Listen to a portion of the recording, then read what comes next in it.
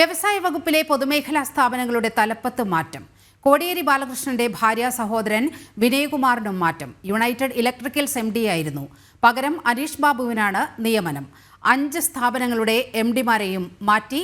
വിവരങ്ങളുമായി പ്രജിത് മോഹനൻ ചേരുകയാണ്. പ്രജിത്ത്, ഈ 5 പൊതുമേഖലാ സ്ഥാപനങ്ങളുടെ തലപ്പത്തുള്ളവരെ മാറ്റാൻ ഉള്ള കാരണം എന്താണ്?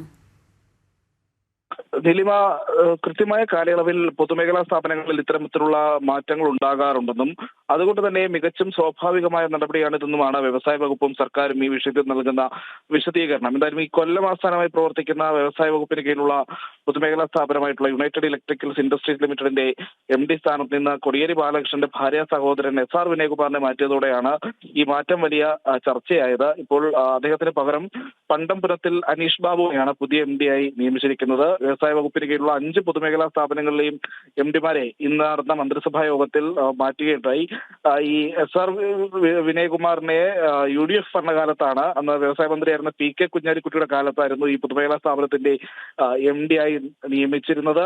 എന്തായാലും യുണൈറ്റഡ് ഇലക്ട്രിക്കൽസ് ഇൻഡസ്ട്രീസ് ലിമിറ്റഡിന് പുറമെ Kerala state bamboo corporation limited, Kerala small industries development corporation limited, industrial enterprises limited, artisans development corporation limited എന്നിവിടങ്ങളിലെയും മാനേജിംഗ് ഡയറക്ടർമാരെയും ഇന്ന് മാറ്റിയിട്ടുണ്ട്. എന്തായാലും ഈ കോടിയേരി ബാലകൃഷ്ണന്റെ ഭാര്യ സഹോദരന് മാറ്റം വന്നതോടെയാണ് ഇതിന് വലിയ വാർത്താ പ്രാധാന്യം ലഭിച്ചത്. ശരി, പ്രജിത്താണ് വിവരങ്ങൾ പങ്കുവച്ചത്.